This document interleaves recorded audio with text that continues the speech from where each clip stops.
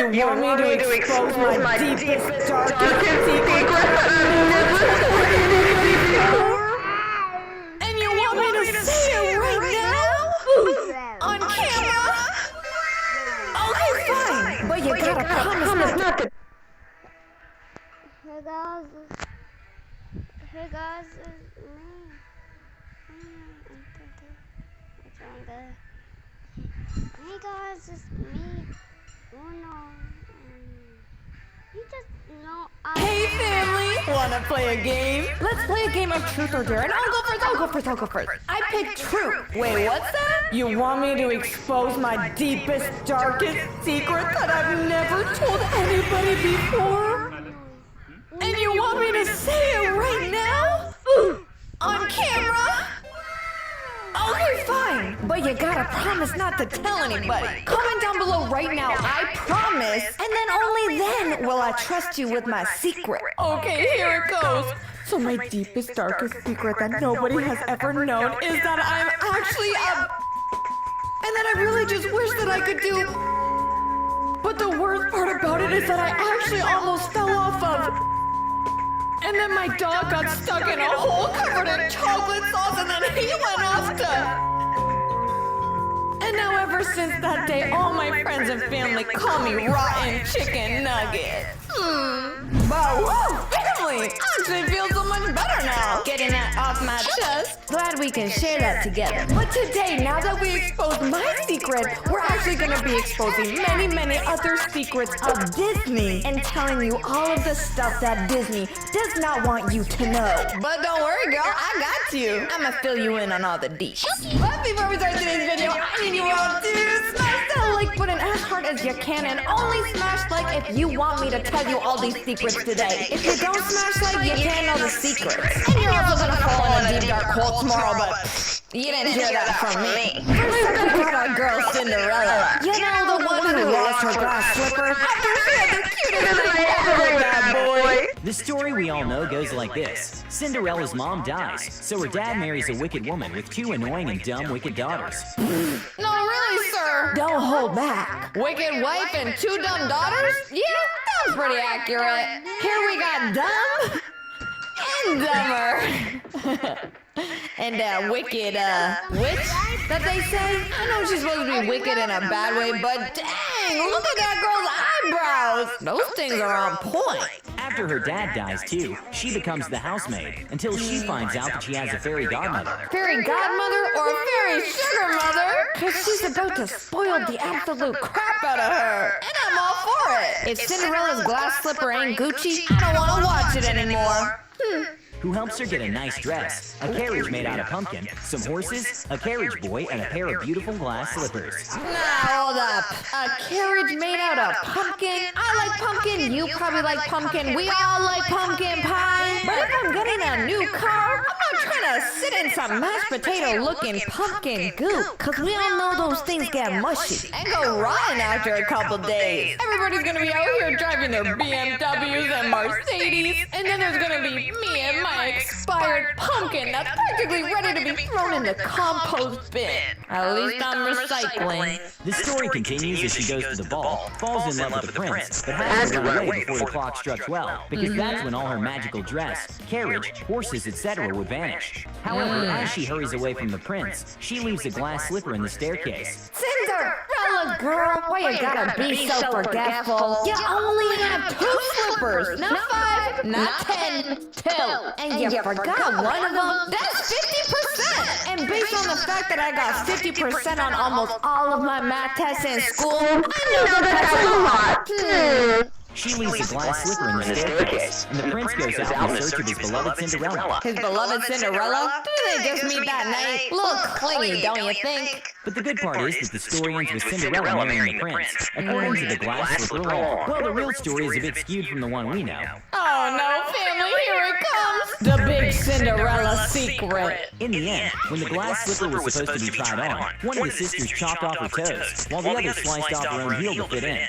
This doesn't end here. The sisters get attacked by the doves in the heaven. The peck at their eyes is a punishment from God for what they did to Cinderella. Okay, none of us love those sisters, but ouch. So let me get this straight. Cinderella's sister chopped off her whole toes and heel? just to fit in Cinderella's slipper? I mean, it's a cute shoe and all, but it ain't that cute. And yeah, they wanted to fit it because they wanted to be loved by the prince. But ladies, is this dude really worth your whole dang foot? The thing you walk with every day? I'm supposed to walk to the store and get pizza with 1 foot. I mean, it's very possible and people do it every day, but it's gonna be a lot harder and a lot slower, and maybe you're gonna pick up your pizza and then it's gonna be cold by the time you get home because you took too long. It ain't worth it. Next Disney secret that we're exposing is the Little Mermaid. And luckily for her, she doesn't have any feet to fit in a glass slipper. Just a couple fins, but I don't think it works the same. This story of a redheaded beautiful mermaid is still one of the most famous Disney stories recognized worldwide. This is the story of a beautiful little mermaid, Ariel, who is the 7th daughter of the King Triton and Queen Athena of an underwater kingdom of Merfolk called Atlantica. Wait, I didn't remember she had 6 other siblings?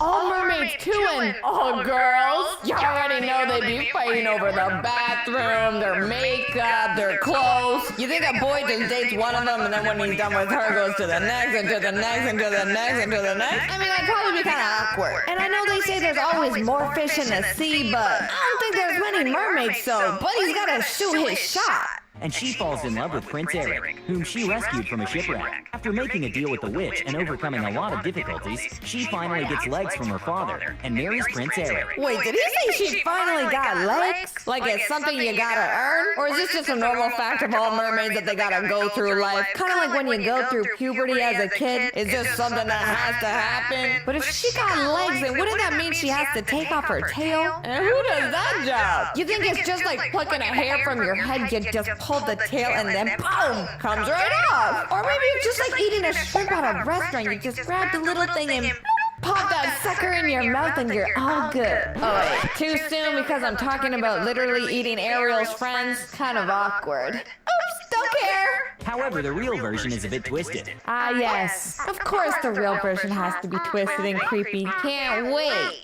According to the real story, Ariel did not only wish to get legs because she was in love with the prince, but also because mermaids did not go to heaven. And in order to go to heaven, she had to be a human. So she had to pay the price to get the legs, as every time she took a step, she felt as if she was stepping on knives. So now mermaids don't go to heaven? I know they got kind of an odd-looking tail and they might make you feel uncomfortable, but God, literally God, I'm speaking to you. That doesn't mean they shouldn't be allowed to go. A little superficial, don't you think? And another major plot twist is that the prince does not fall in love with the mermaid. Because if he did, then every time he kissed her, he would transfer part of his soul into her body, giving her an afterlife. So the prince likes the mermaid, but doesn't want to kiss the mermaid because if he kisses the mermaid, then his soul would go into her because mermaids don't have souls. And then since she would get that soul, it would mean that she would get to live in heaven after she, Dang, dude!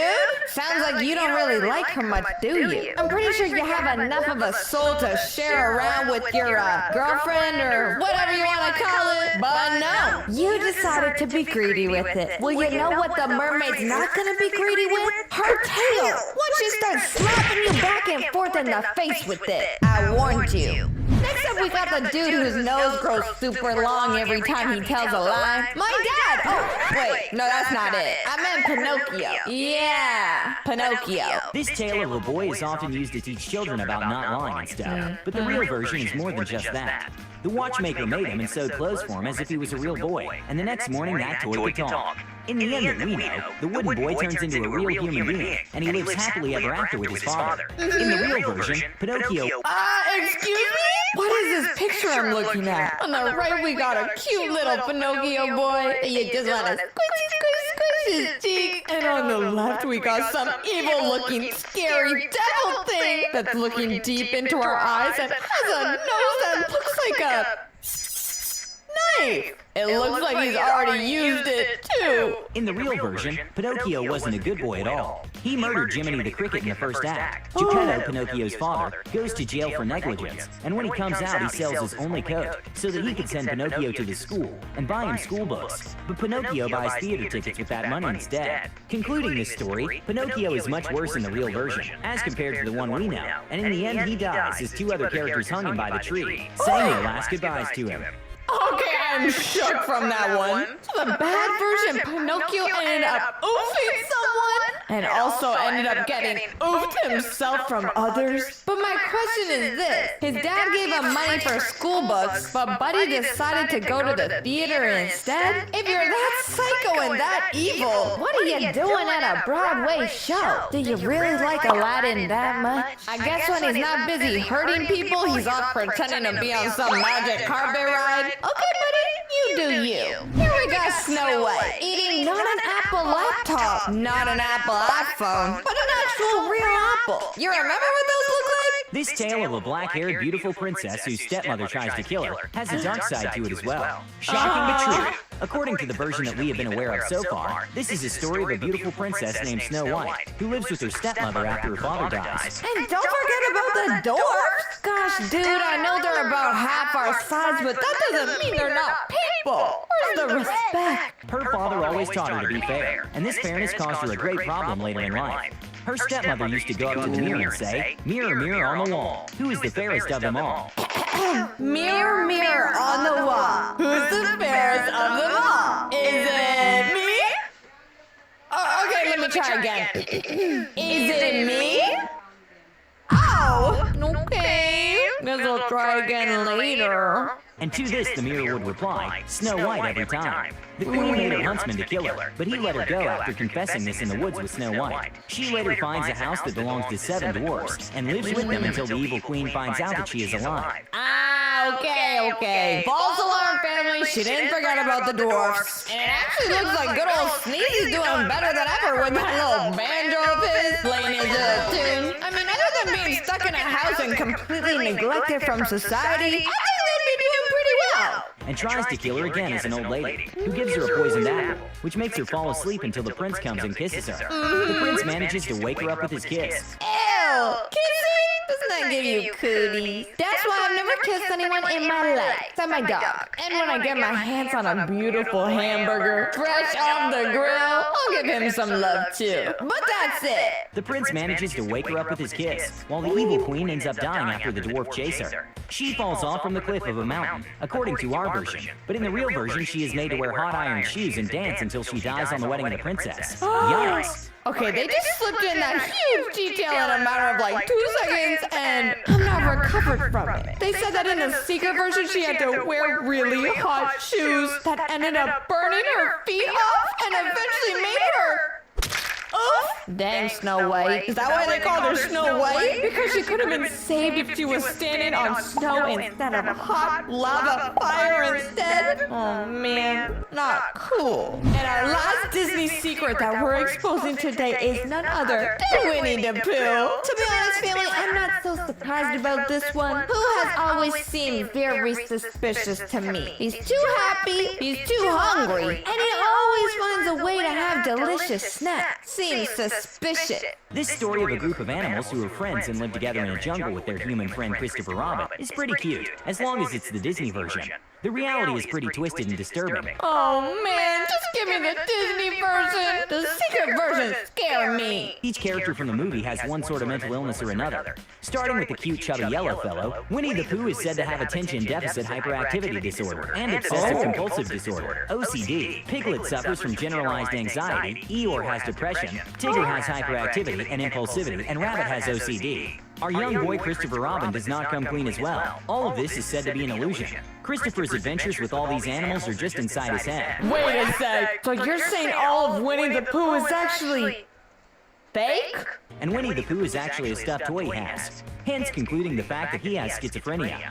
No way! But if Winnie the Pooh is actually all fake and imaginary, does that mean my whole life is a lie too? Cause that's kinda what it feels like right now. I learned the most valuable lessons I could ever learn from Pooh. Like how to eat, how to sleep, and how to eat and sleep at the same time. That yellow bear taught me more about life than my own father did. I mean, kinda, not so much. Okay, not at all, but you know what I mean, family. That secret's just sad. And it's also making me kind of hungry. Sandwiches, anyone? Anyways, family, that is all of the hidden Disney secrets that I have for you today. If you liked today's video, don't forget to smash that like button. And if you want to join our amazing family,